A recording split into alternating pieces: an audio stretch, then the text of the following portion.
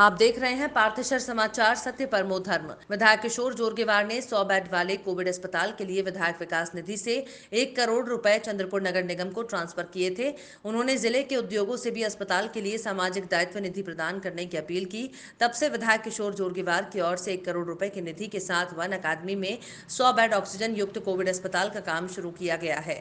विधायक किशोर जोरगेवार ने अधिकारियों के साथ जाकर कार्य का निरीक्षण किया और कार्य को तेजी से पूरा करने के निर्देश दिए। इस अवसर पर नगर आयुक्त राजेश मोहिते, नोडल अधिकारी रोहन घुगे, स्वास्थ्य अधिकारी अभिशकर खंडारे, पूर्व नगर सेवक बलराम डोडाड़ी और अन्य उपस्थित थे। विधायक किशोर जोरगेवार ने विधायक विकास कोष से 1 करोड़ रुपए की राशि नगर प्रशासन को ट्रांसफर की थी।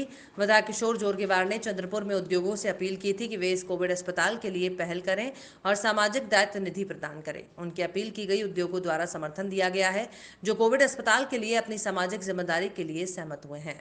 इसलिए वन अकादमी में इस अस्पताल का काम शुरू किया गया है। फॉरेस्ट अकेडमी की बिल्डिंग में कई ऐसे काम हैं जहां अस्पताल शुरू किया जाना है, इसलिए इन कार्यों को पूरा करने के लिए कई प्रयास किए जा रहे हैं। लाइट फिटिंग और ऑक्सीजन की आपूर्ति सहित अन्य महत्वपूर्ण कार्य चल रहे हैं और अगले कुछ दिनों में कोरोना रोगियों की सेवा के लिए अस्पताल खोला जाएगा।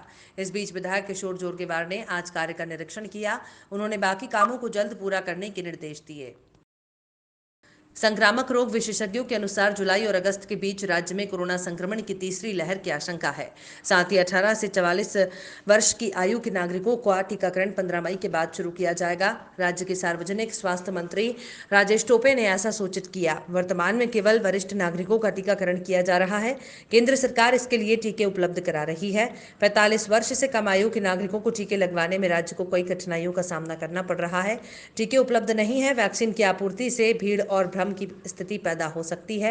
इसलिए 18 और 44 वर्ष के बीच के नागरिकों का टीकाकरण तब तक शुरू नहीं करेगी जब तक राज्य को कम से कम 2.5 मिलियन टीके नहीं मिल जाते।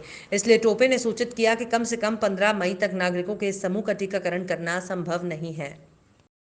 कोरोना वायरस की श्रृंखला को तोड़ने के उद्देश्य से राज्य सरकार ने इस वर्ष महाराष्ट्र राज्य की स्थापना की 61वीं वर्षगांठ मनाने का निर्देश दिया है। महाराष्ट्र राज्य की स्थापना की 61वीं वर्षगांठ को बहुत ही सरल तरीके से आयोजित करने के निर्देश दिए गए हैं।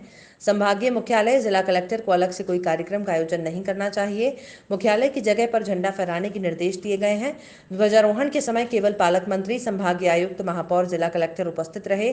अभ्यास और आचरण नहीं किया जाना चाहिए। केवल विधायक, उच्च न्यायालय और संवैधानिक कार्यालय में ध्वजारोहण किया जाना चाहिए। सिंदेवाही तालुका की एक महिला चिकित्सा अधिकारी की एक लिखित शिकायत के बाद पंचायत समिति सिंदेवाही के समूह विकास अधिकारी कुणाल रूपचंद उंदरवाड़े के खिलाफ छेड़छाड़ का मामला दर्ज किया गया है। कोरोना पूरे देश में व्याप्त है और भय व्याप्त है। इस विकट स्थिति में चिकित्सा क्षेत्र के सभी कर्मचारी और अधिकारी अपनी जान की परवाह किए बिना सेवाएं प्रदान कर रहे हैं। फिर भी सिंदेवाही तालुका में महिला चिकित्सा अधिकारी के साथ ये अवमानना हुई है। समूह के विकास अधिकारी कुणाल उंदरवाड़े ने महिला चिकित्सा अधिकारी को अपने कार्यालय में चंद्रपुर जिले में महिला चिकित्सा अधिकारी की वीडियो द्वारा छेड़छाड़। सिंदेवाही तालुका की एक महिला चिकित्सा अधिकारी की एक लिखित शिकायत के बाद पंचायत समिति सिंदेवाही के समूह विकास अधिकारी कुणाल उंदरवाड़े के खिलाफ छेड़छाड़ का मामला दर्ज किया गया है। कोरोना पूरे देश में व्याप्त है और भय व्याप्त है। इस विकट स्थिति में चिकित्सा क्षेत्र के सभी कर्मचारी और अधिकारी अपनी जान की परवाह किए बिना सेवाएं प्रदान कर रहे हैं। हालांकि सिंदेवाही तालुका में अवमानना हुई है। सिंदेवाही थाने में समूह विकास अधिकारी के खिलाफ दंड संहिता की धारा 354 के तहत मामला दर्ज किया गया है।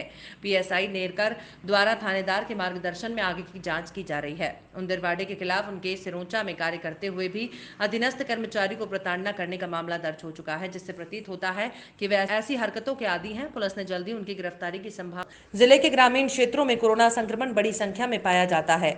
हल्के लक्षणों वाले रोगियों के लिए होम सेग्रीगेशन विकल्प उपलब्ध है, लेकिन ग्रामीण घर में जगह की कमी के कारण होम सेग्रीगेशन में रहना या होम सेग्रीगेशन नियमों का पालन करना संभव नहीं है। ऐसे ग्रामीणों की उचित देखभाल करने के लिए खनिज निधि से 1 करोड़ 88 लाख रुपए मंजूर किए गए हैं। ऐसा जिला अधिकारी अजय गुल्हाने ने बताया। प्रत्येक ग्राम पंचायत को गांव में एक अलगाव प्रकोष्ठ स्थापित करने और उनमें मूलभूत सुविधाओं का निर्माण करने, ग्रामीणों और बाहरी लोगों के स्वास्थ्य की देखभाल करने, उन्हें चिकित्सा सेवाएं प्रदान करने, गांव में छिड़काव करने और खरीदने के लिए आर्थिक सहयोग दिया जा रहा है।